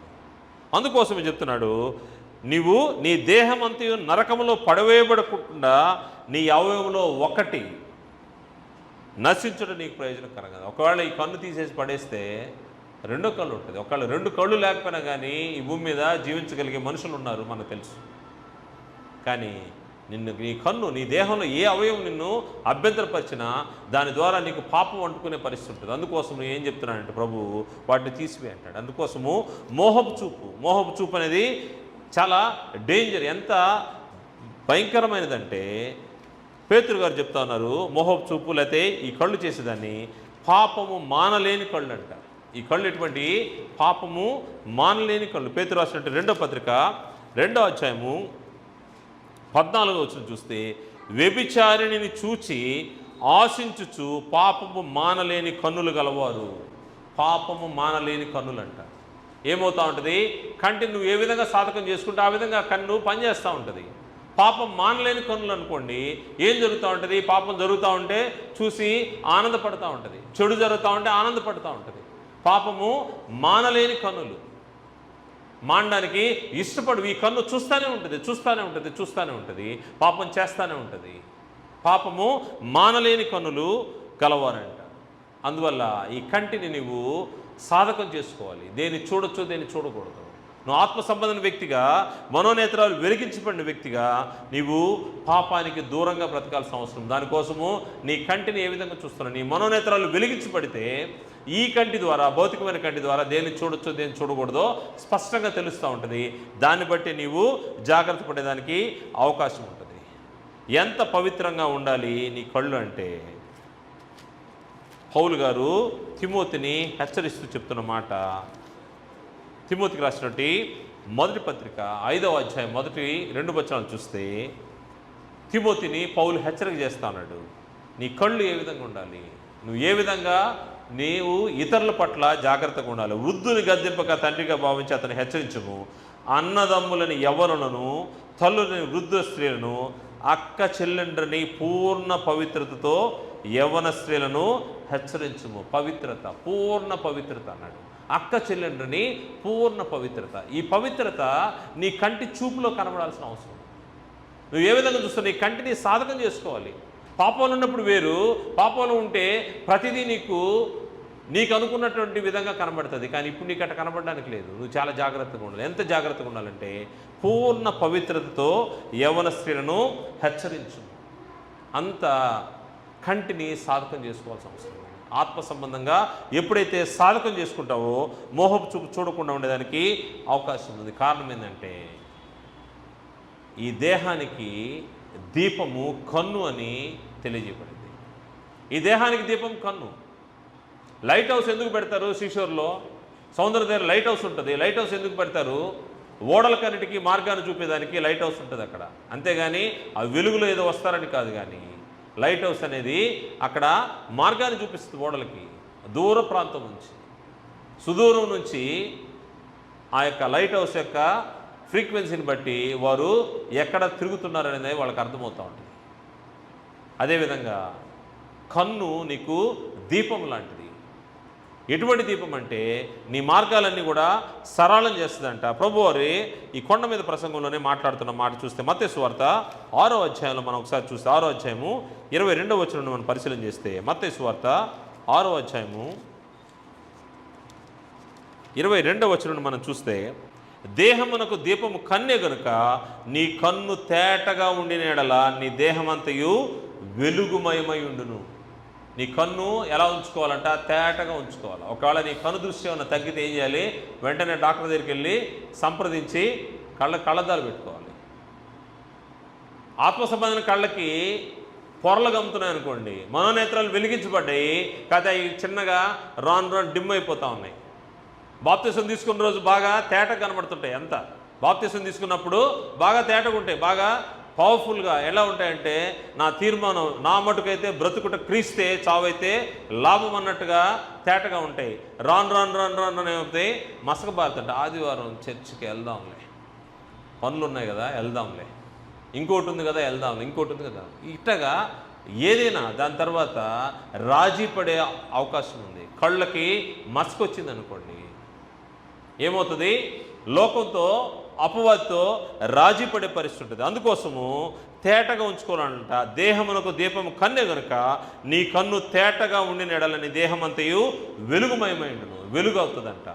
నీ కళ్ళు శుభ్రంగా ఉంటే నీకు లోకమంతా బాగా కనబడుతూ ఉంటుంది. ఆత్మ సంబంధంగా నీ కళ్ళు తేటగా ఉండాల్సిన అవసరం ఉంది. నీ కన్ను చెడినదైతే నీ దేహమంతయు చీకటిమయమై ఉండును. నీ కళ్ళు చెడిపోతే లోకమంతా, దేహమంతా చీకటే. ఒక్కసారి మనోనేత్రాలు ఇట క్లోజ్ అయిపోతున్నాయి అనుకోండి, నువ్వు పరీక్షించుకోవాల్సిన అవసరం ఉంది. ఆత్మ సంబంధంగా నేను ఎక్కడున్నానని నువ్వు పరీక్ష చేసుకోవాలి. బాప్తిసం తీసుకున్న రోజు, లేకపోతే దేవుని పక్షంగా బలంగా వాడబడుతున్న రోజు, లేకపోతే దేవుని పక్షంగా బలంగా నడిపించబడుతున్న రోజు, నడుస్తున్న రోజు ఎలా ఉన్నాను, ఈరోజు నేను ఎలా ఉన్నాను, పక్కన వాళ్ళతో కంపేర్ చేసుకోవాల్సిన అవసరం లేదు. ఆ విశ్వాసి కంటే నేను బాగున్నానండి, ఆ సోదరుడి కంటే నేను బాగున్నానండి అవసరం లేదు. క్రీస్తు ప్రభు పక్కన నిన్ను పెడితే నువ్వు ఎక్కడున్నావు అర్థమైపోద్ది. క్రీస్తు ప్రభు పక్కన ఏదైనా వ్యక్తిని పెడితే ఆ వ్యక్తి ఎంత స్థాయిలో ఉన్నాడని అర్థమైపోద్ది. అందువల్ల మనుషుల ఎవరితో కూడా పోల్చుకోవాల్సిన అవసరం లేదు. నీతో నువ్వు పోల్చుకో. 5 సంవత్సరాల క్రితం ఎలా ఉన్నాను, లేకపోతే దేవుని ఇంటిలోకి వచ్చినప్పుడు ఎలా ఉన్నాను, నా తీవ్రత ఎలా ఉంది, ఇప్పుడు ఎలా ఉన్నాను, ఎలా ఉండాలని దేవుడు కోరుకున్నాడు. నీ కళ్ళు తేటగా లేకపోతే వెలుగు ఉండదంట. ఆత్మ సంబంధమైన వెలుగు నీలో ఉండదు, చీకటి అయిపోతూ ఉంటుంది. జాగ్రత్త పడాలి. అందుకోసం ఈ కంటిని సాధకం చేసుకోవాల్సిన అవసరం ఉంది. దేహమునకు దీపము కన్నే. ముఖ్యంగా ఈ కళ్ళు, భౌతికమైన కళ్ళు మనల్ని ఏం చేస్తాయంటే లోకం వైపుకి మనం తీసుకెళ్ళిపోతాయి. నేత్రాశ, ఇది లోక సంబంధమైనదని గ్రంథము హెచ్చరిక చేస్తోంది. నేత్రాశ, ఈ కళ్ళు కోరుకుంటూ ఉంటాయి, కనబడిన ప్రతి ఒక్కటి కావాలని కోరుకుంటూ ఉంటుంది. నేత్రాశ ఇది ఆత్మ సంబంధమైనది కాదు, ఇది లోక సంబంధమైంది. అందుకోసము జాగ్రత్తగా ఉండాల్సిన అవసరం ఉంది. యోహాను పత్రిక మొదటి పత్రిక 2వ అధ్యాయము, యోహాను పత్రిక మొదటి పత్రిక 2వ అధ్యాయం 16-17 వచనాలు చూస్తే 15 నుంచి చదువుతాను. ఈ లోకమునైనను లోకంలో ఉన్న వాటినైనా ప్రేమింపుకుడి, ఎవడైనను లోకమును ప్రేమించినడలా తండ్రి ప్రేమ వానిలో ఉండదు. లోకములో ఉన్నదంతే అనగా శరీరాశియు నేత్రాశియు జీవపుడమును తండ్రి వలన పుట్టినవి కావు, అవి లోక సంబంధమైనవి. నేత్రాశ ఎక్కడదంటే ఇది లోక సంబంధమైనది. అందువల్ల నీ కళ్ళు ఏ విధంగా ఉన్నాయో, నీ కంటిని నువ్వు జాగ్రత్తగా సాధకం చేసుకోకపోతే, కొత్త జన్మ ఎత్తినటువంటి వ్యక్తులు క్రీస్తు యేసు యొక్క రక్తంలో కడుగుబడి క్రీస్తు యేసు యొక్క శిష్యులుగా, కుమారులుగా, దేవుని యొక్క బిడ్డలుగా నివసిస్తున్నటువంటి వారు ఈ విశ్వాస యాత్రలో నీ యొక్క కంటిని జాగ్రత్తగా చూసుకోవాలి. ఈ మనోనేత్రాలు వెలిగించబడిన తర్వాత నీ ఏ స్థాయిలో నువ్వు ఉన్నావు, దేన్ని చూస్తూ ఉన్నావు, దేన్ని చూడకూడదో దాన్ని చూస్తూ నువ్వు సమయాన్ని గడుపుతూ ఉంటే నీకు ఈరోజు ఒక ప్రశ్న ఇది. నీ మనోనేత్రాలు తెలియకుండా క్లోజ్ అయిపోతూ ఉంటాయి. క్లోజ్ అయిపోయి దాని తర్వాత ఏం జరుగుతుంది? మనస్సాక్షికి కూడా వాత వేయబడిపోతూ ఉంటుంది. తప్పు చేస్తున్నా కానీ ఆ తప్పు కానట్టే కనబడుతుంది. ఎందుకంటే నీ మనోనేత్రాలు ఓపెన్ అవ్వట్లేదు. తప్పు జరుగుతున్నా కానీ అది నీ కళ్ళ ముందు ఆనందంగానే ఉంటుంది. లోకంలో ఏ విధంగా ఉందో నీ పరిస్థితి కూడా అదే విధంగా అయిపోతూ ఉంటుంది. జాగ్రత్త. రక్షించబడిన నీవు చాలా జాగ్రత్తగా ఉండాలి. కారణం ఏంటంటే ఈ యొక్క నేత్రాశ అనేది అది లోక సంబంధమైంది, అది దేవుంది కాదు. ఈ దేవుని దగ్గర నుంచి వచ్చింది కాదు. ఈ లోకంలో ఉన్నదంతయు శరీరాశ నేత్రాశ జీవపడము తండ్రి వలన పుట్టినవి కావు. అంటే అవి ఆత్మ సంబంధమైంది కాదు. నేత్రాశ అనేది అది భౌతిక సంబంధమైంది. ఒకవేళ నువ్వు నేత్రాశలో పడిపోతావేమో జాగ్రత్త అని గ్రంథము హెచ్చరిక చేస్తావు. అందుకోసం ఏం చేయాలంటే నీ కంటిని సాధకం చేసుకోవాలి, మనోనేత్రాలని సాధకం చేసుకోవాలి. భౌతిక సంబంధ నేత్రాలను కూడా దేన్ని చూడొచ్చో దేన్ని చూడకూడదో జాగ్రత్త వహించాల్సిన అవసరం ఉందని గ్రంథం తెలియజేస్తూ ఉంది. దేవుని యొక్క మార్గంలో నడిచే అపోస్తులు కానీ భక్తులు కానీ దైవజనులు కానీ వారు ఏ విధంగా చూస్తున్నారో ఈ యొక్క లోకాన్ని అంటే వారు అదృశ్యమైన వాటిని నిదానించి చూస్తున్నారంట. అదృశ్యమైన వాటిని నిదానించి చూస్తున్నారంటే అదృశ్యమైనవి ఏంటి? మోషే చూశాడు, అబ్రహాం చూశాడు, శారా చూసింది, ఇస్సాకు యాకోబులు చూశారు, రాహాబు చూడగలిగింది. వీరందరూ ఎలా చూడగలిగారు? అదృశ్యమైన దాన్ని చూశారు. ఎందుకంటే అదృశ్యమైన వ్యక్తి ఎవరు? దేవుడు అదృశ్యుడు, ఆయన చూడగలిగారు. పరలోకం అదృశ్యమైంది, దాన్ని చూడగలిగారు. జీవం అదృశ్యమైంది, దాన్ని చూడగలిగారు. అదృశ్యమైనవి ఏంటంట? నిత్యములు. దృశ్యమైనవి అనిత్యములు. ఈ కనబడేవన్నీ కూడా ఒక రోజుకి లైవ్ అయిపోతాయి. అనిత్యాలు ఇవన్నీ కూడా ఉండవు, లైవ్ అయిపోతాయి. ఒకరోజు ఈ భూమి మీద ఈ యొక్క బిల్డింగ్లు అన్నీ కూడా కూలిపోతాయి, నాశనం అయిపోతాయి. కానీ అదృశ్యమైనటువంటి పరలోక పట్టణము అది నాశనం అయ్యేది కాదు. ఒకసారి చూద్దాము. కొరింథీయులకు రాసిన అపోస్తలుడు పౌలు గారు కొరింథీయులకు రాసినటువంటి 2వ పత్రిక 4వ అధ్యాయము, 2వ పత్రిక 4వ అధ్యాయము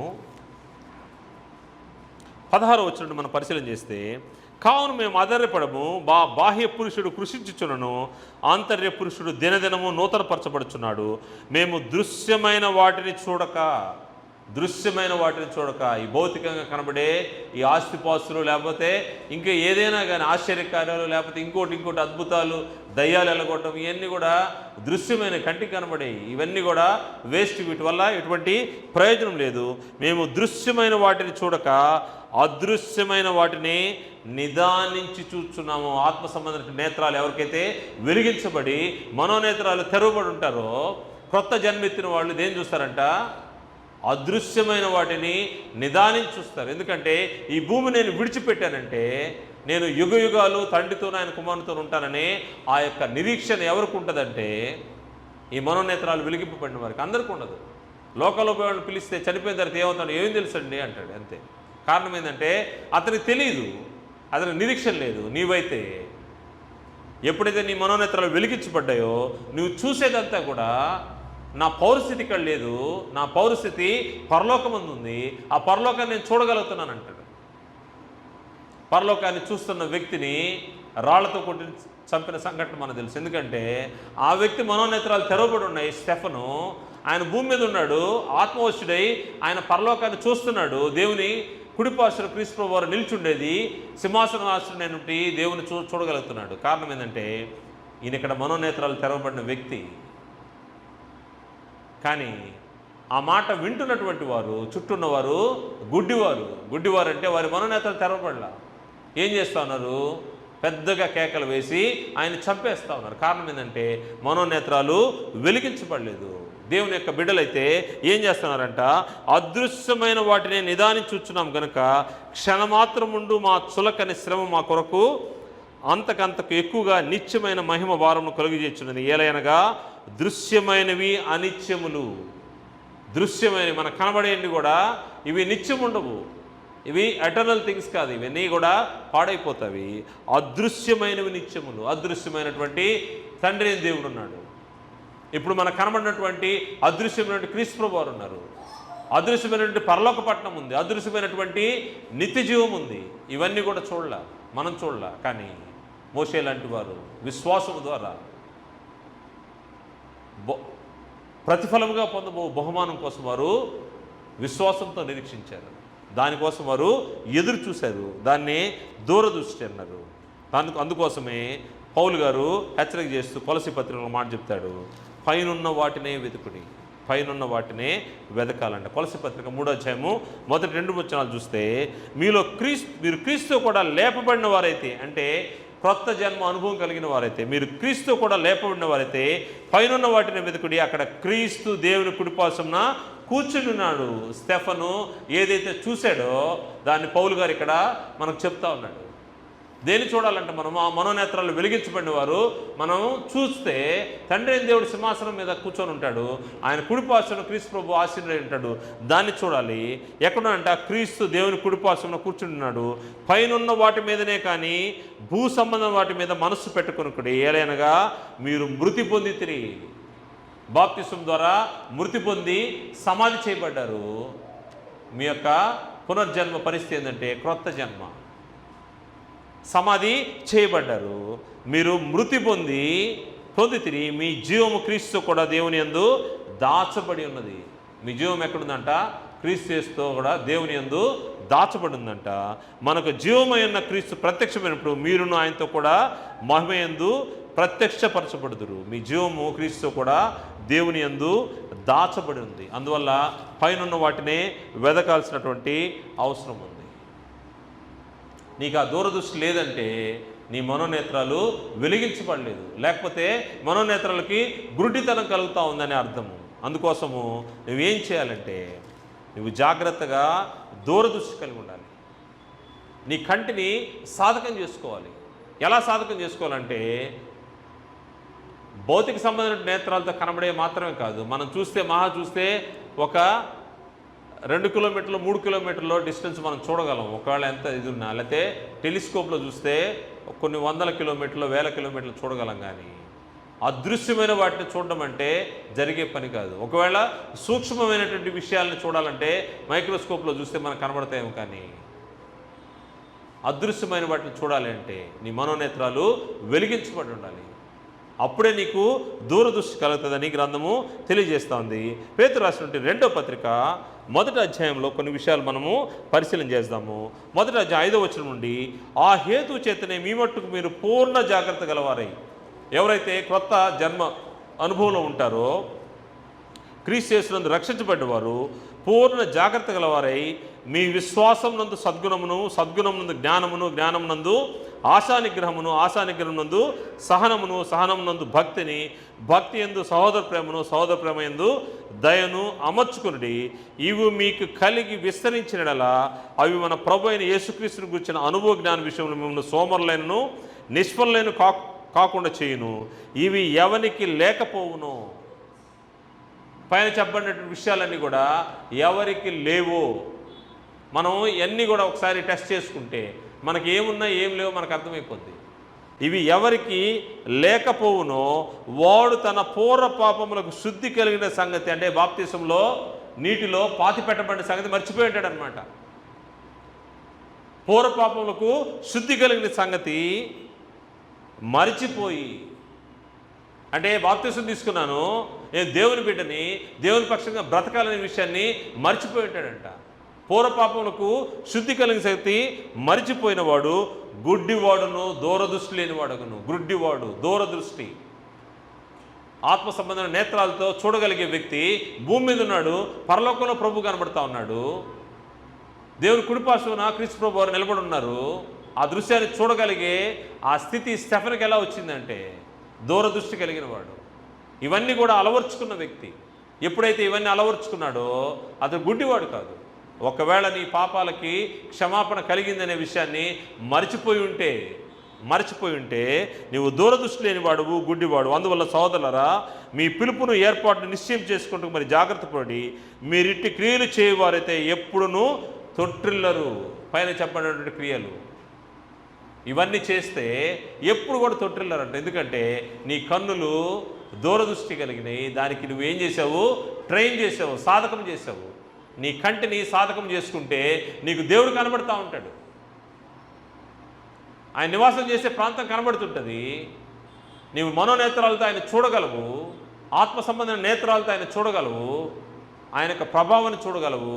ఆయన ఇచ్చినటువంటి వాగ్దానం చేసినటువంటి పరలోక పట్టణాన్ని చూసి అందులో నేను పాలిభాగస్తుని అవుతానని నిరీక్షణతో ఈ భూమి మీద బ్రతుకుతూ ఉంటావు. కళ్ళు మూసుకుపోయినాయి అనుకోండి, కంటికి గుడ్డితనం వచ్చింది. నీ మనోనేత్రాలకు యుగ సంబంధమైన దేవత గుడ్డితనం కలుగు చేసిందంటే ఏం జరుగుతూ ఉంటుంది? నీకు ఏం జరిగినా కానీ మనస్సాక్షికి దోషారోపణ తెలియదు, వాత వేయబడిన మనస్సాక్షి అయిపోతూ ఉంటుంది. అందుకోసము మనము మన కంటిని సాధకం చేసుకోవాలి. ఈ జ్ఞానేంద్రియం దేవుడు మనకిచ్చాడు. ఆత్మ సంబంధమైన ఈ జ్ఞానేంద్రియము, భౌతిక సంబంధంగా జ్ఞానేంద్రియం కూడా. ఇది కన్ను భౌతికమైన విషయాలు చూడడానికి మనకు అవసరము. ఈ మనోనేత్రాలు వెలిగించబడినప్పుడు ఆ మనోనేత్రాలను చాలా జాగ్రత్తగా చూసుకోవాల్సినటువంటి అవసరం ఉంది. ప్రభువు ప్రకటన గ్రంథంలో చెప్పబడినటువంటి సంఘముల విషయాన్ని చూస్తూ ఒక సంఘం యొక్క స్థితిని ఆయన చెప్తా ఉన్నాడు. లవోదికయ సంఘం యొక్క స్థితిని తెలియజేస్తూ ఆ సంఘం యొక్క చూపు సరిగా లేదంట. ఆ సంఘం యొక్క పరిస్థితులు సరిగా లేవని ఆ సంఘాన్ని హెచ్చరిక చేస్తూ ఆయన చెప్తున్న మాట చూస్తే 3వ అధ్యాయము 14వ వచనంలో లవోదికయున్న సంఘపు దూతకి ఇలాగు వ్రాయము, ఆమేనను వాడును నమ్మకమైన సత్యసాక్షి దేవుని సృష్టికి ఆదియునైన వాడు చెప్పు సంగతులేమనగా, నీ క్రియలను నేను ఎరుగుదును, నీవు చల్లగానైనను వెచ్చగానైనా లేవు, నీవు చల్లగానైనా వెచ్చగానైనా మేలు, నువ్వు వెచ్చగానైనను చల్లగానైనను ఉండక నులివెచ్చగా ఉన్నావు గనక నేను నిన్ను నా నోట నుండి ఉమ్మివేయ ఉద్దేశించున్నాను. నీవు దౌర్భాగ్యుడును, దిక్కుమాలిన వాడవును, దరిద్రుడును, గుడ్డివాడవును, దిగంబరుడవై ఉన్నావని ఎరుగక. గుడ్డివాడు అంటే ఆత్మ సంబంధమైన విషయాలు చూడలేనివాడు. ఈయన ఆత్మ సంబంధమైన విషయాలు చూడలేడు. కానీ ఈయనేమనుకుంటాడు? నేను దేవుని సంఘంలో ఉన్నాను, క్రీస్తు సంఘంలో ఉన్నాను, క్రీస్తు సంఘంలో నా పాత్ర చాలా గొప్పది, నేను గొప్ప పాత్ర పోషిస్తున్నాను అనుకుంటా ఉంటాడు. క్రీస్తు సంఘంలో సభ్యుడిని, నేను సంఘ పెద్దని అని ఆలోచన చేస్తూ ఉంటాడు. పెద్ద కాకపోయినా కానీ, పెద్దకున్న లక్షణాలు ఉండవు కానీ పెద్ద కంటే ఎక్కువగా బిహేవ్ చేస్తూ ఉంటారు. కానీ ఇక్కడ చెప్తున్న మాట, నువ్వు గుడ్డివాడవును, దిగంబడి ఉన్నావు ఎరుగక నేను ధనవంతుడును, ధనబుద్ధి చేసుకున్నాను, నాకేమి కొదలేదని చెప్పుకొచ్చున్నావు. నీవు ధనబుద్ధి చేసుకున్నట్లు అగ్నిలో పుటం వేయబడిన బంగారంను నీ దిశముల సిగ్గు కనపట్టుకుంటూ ధరించుకై తెల్లని వస్త్రములను నీకు దృష్టి కలుగునట్లు. ఏం కలగాలంట? నీ కళ్ళు సరిగ్గా కనబట్లేదయ్యా. నువ్వు క్రీస్తు సంఘంలో ఉండవు, కాకపోతే నీ కళ్ళు కనబట్లా. నువ్వు కనబడుతున్నాయి నువ్వు అనుకుంటున్నావు, కానీ కనబట్లా. ఏం చేయాలి? నీ కళ్ళకు ఏం చేయాలంట? నీకు దృష్టి కలుగునట్టు నీ కళ్ళు కాటుకున్న ఎద్దు కొనుమని నీకు బుద్ధి చెప్పుచున్నాను. ఈరోజు పరిస్థితులు అదేవిధంగా ఉన్నాయి. మనోనేత్రాలు వెలిగింపబడిన వారు అవి రాను రాను ఇంకా తేటగా కనబడాల్సిన పరిస్థితి కాకుండా అవి మూసుకుపోతా ఉన్నాయి. నీ కంటిని సాధకం చేయకపోతే, దేవుని వాక్యంతో సాధకం చేయకపోతే నీ కను దృష్టి ఏమైపోతూ ఉంటుందో. అందుకోసము ఇక్కడ ఈ సంఘాన్ని ఉద్దేశించి చెప్తున్నాడు, నీకు దృష్టి కలుగునట్లు నీ కనులకు కాటుకును నా యొద్ద కొనుమని నీకు బుద్ధి చెప్పుచున్నాను. ఆ సంఘానికి బుద్ధి అంటే ఈ గుడ్డితనం కలిగిన ప్రతి ఒక్కరికి, వ్యక్తిగతంగా ప్రతి వ్యక్తికి, బోధించే నాకవచ్చు, వినే మీకవచ్చు, ఈ యొక్క వర్తమానాన్ని గ్రహించగలిగే ప్రతి ఒక్కరికి గుడ్డితనము కలిగితే ఆయన చెప్తున్నాడు, నా దగ్గర కాటుక కొనుక్కో, బుద్ధి చెప్తా ఉన్నాడు. జాగ్రత్త. మనోనేత్రాలు వెలిగించబడిన తర్వాత మూయబడే పరిస్థితి వస్తుంది. వేరే కాదు, లోకంలో ఉన్న వ్యక్తులకు మాట్లాడలేదు ఇక్కడ ప్రభు. క్రీస్తు సంఘం గురించే. ఏ సంఘము? లవోదికలో ఉన్న సంఘం గురించి మాట్లాడుతూ ఉన్నాడు. లోకంలో ఉన్న వ్యక్తులు కాదు, సంఘంలో ఉన్న వారికి పరిస్థితి కూడా మనోనేత్రాలకి గుడ్డితనం కలిగే పరిస్థితి ఉందంట. జాగ్రత్త. మనం ఎలా ఉండాలంటే ఆయన దగ్గర మన దృష్టి కలిగినట్లు కనులకు కాటుకొని కొనుక్కోవాలి. అందుకోసమే నువ్వు ఎటు చూసినా నీ చూపు అంతా క్రీస్తు ప్రభువు వైపు చూడాలి. క్రీస్తు ప్రభువునే మాదిరిగా తీసుకోవాలి. క్రీస్తు ప్రభువు వైపు నీ కన్నులు ఉన్నాయంటే నీ కన్నులు తేటగా ఉంటాయి. దాని గుడ్డితనం కలిగే అవకాశమే లేదు. నీ కన్ను దృష్టి, నీ కళ్ళు క్రీస్తు ప్రభువుని చూస్తున్నాయంటే నువ్వు భయపడాల్సిన అవసరం లేదు. ఎందుకంటే విశ్వాసమును కర్త, దాన్ని కొనసాగించే ఆయన. ఎవరైనా విశ్వాసమును కర్త, దాన్ని కొనసాగించే ఆయన కాబట్టి ఆయన వైపే చూస్తూ ఉండాలి. నీ కను దృష్టి అంతా కూడా క్రీస్తు వైపు ఉండాలి. ఎప్పుడైతే క్రీస్తు వైపు ఉంటుందో నువ్వు బహుమానాన్ని పొందుకుంటావు. అందుకోసం హెబ్రీ పత్రిక 12వ అధ్యాయంలో చెప్పండి మాట, ఇంత గొప్ప సాక్షి సమూహం మేఘం వల్లే మనల్ని ఆవరించినందున మనము కూడా ప్రతి భారమును సులువుగా చిక్కులు పెట్టి పాపను విడిచిపెట్టి విశ్వాసమునకు కర్తయు దానిని కొనసాగించువాడినైనా యేసు వైపు చూచుచు.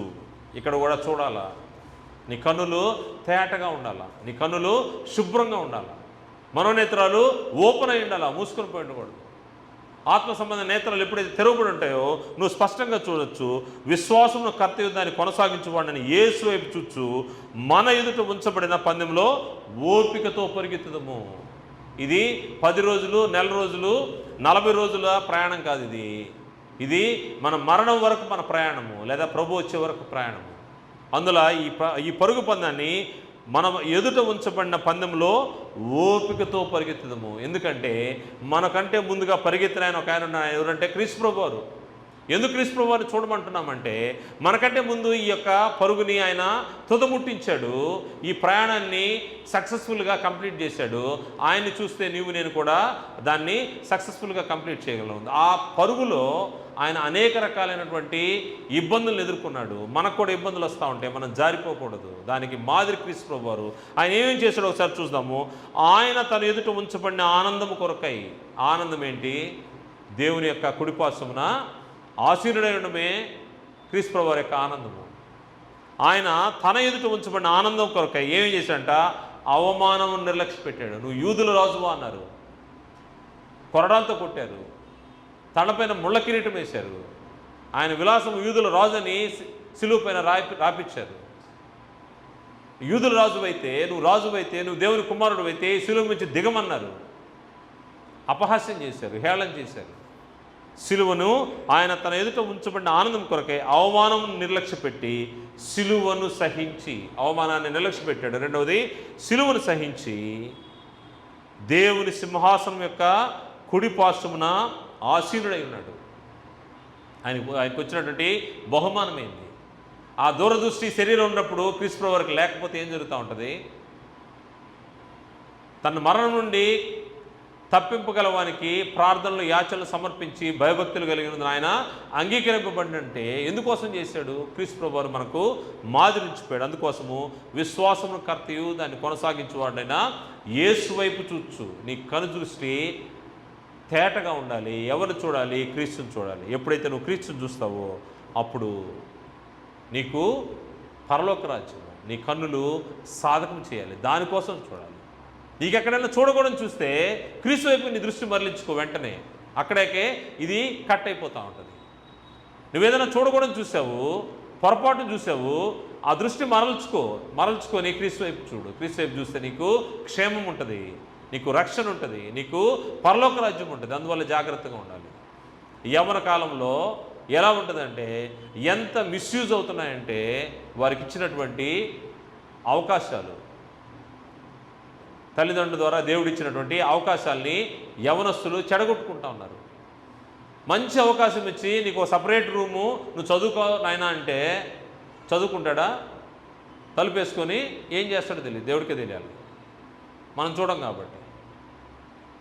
బాగా చదువుకో, దీంట్లో చాలా ఇన్ఫర్మేషన్ ఉందని మొబైల్ చేతికిస్తే మొబైల్లో చదువుకు సంబంధించింది తప్పితే మిగతా అన్నీ కూడా చూస్తూ ఉంటారు, లోకానికి సంబంధించింది. ఎంత మిస్యూజ్ అవుతుందో. అందుకోసమే జాగ్రత్త యవనస్తులరా, తీర్పు ఉంది, మర్చిపోవద్దు. ప్రసంగి చెప్తా ఉన్నాడు, ప్రసంగి గ్రంథకర్త 12వ అధ్యాయంలో ఒక మాట చెప్తున్నాడు. ఒకసారి చూద్దాము, అది చూసి ముగించుకుందాము. యవనస్తుల్ని ప్రత్యేకంగా హెచ్చరిస్తూ ఉన్నాడు. ప్రసంగి 11వ అధ్యాయము 9వ వచనంలో, యవనుడా నీ యవనం నందు సంతోషపడుము. నువ్వు ఏడస్తా కూర్చోమని చెప్పట్లేదు. యవన కాలంలో సంతోషంగా ఉండు, హ్యాపీ. నువ్వేమి దిగులు పడి భయపడి లేకపోతే కొత్త జన్మెత్తితే నాకేదో అయిపోద్ది, నేనేదో కోల్పోతానని బాధపడాల్సిన అవసరంలా. యవనుడా నీ యవన ముందు సంతోషపడము, నీ యవన కాలం ముందు నీ హృదయం సంతుష్టిగా ఉండనిమ్ము. నీ కోరిక చొప్పునను నీ దృష్టి యొక్క ఇష్టము చొప్పునను ప్రవర్తింపము. దృష్టి యొక్క ఇష్టం అంటే నీ కన్నులు ఏది కోరుకుంటే దాన్ని కావాలనే ఆ మనస్సు, నీ దృష్టి యొక్క ఇష్టము చొప్పున ప్రవర్తింపుము. మొత్తం ఫుల్ ఫ్రీడమ్ ఇస్తున్నాను నేను ఇక్కడ. ఇచ్చి వెనక ఒక క్లాజ్ చెప్పాడు. ఆ క్లాజ్ చూస్తే, అయితే వీటన్నిటిని బట్టి దేవుడు నిన్ను తీర్పులోని తెచ్చినని జ్ఞాపకం ఉంచుకున్నాము. తీర్పు ఉంది, జాగ్రత్త. ఇష్టం వచ్చినట్టు ప్రవర్తిస్తావేమో, మర్చిపోవద్దు, తీర్పు ఉంది. నీ కనుదృష్టికి నీకు ఇష్టమైనట్టు ప్రవర్తించు, కానీ తీర్పు ఉంది, తీర్పులోకి వస్తావు. ఇది ప్రతి మనిషికి అవసరమైంది. తీర్పు ఉంది, తీర్పులోకి వస్తావు. తీర్పు నువ్వు తప్పించుకోలేవు. దేవుడు నీకు ఇచ్చిన అవకాశాన్ని సద్వినియోగం చేసుకోకుండా దుర్వినియోగం చేసుకుంటే నీ కనుదృష్టి ఇచ్చాడు. కనీసం ఈ యొక్క లోకాన్ని చూడలేనటువంటి మనుషులు ఎంతోమంది ఈ భూమిపైన ఉన్నారు. ఈరోజు నేను ఉదయాన్నే నారాయణ కాలేజ్కి వెళ్తూ ఉంటే, ఆ హాస్టల్ దగ్గరికి వెళ్తుంటే పాపను తీసుకురావడానికి, ఒక పాప వాళ్ళ నాన్న ఇద్దరు నడుచుకుంటూ వస్తూ ఉన్నారు. నాకెందుకు ఆయన్ని చూస్తుంటే అమ్మాయి చేయి పట్టుకొని నడుస్తూ ఉంది.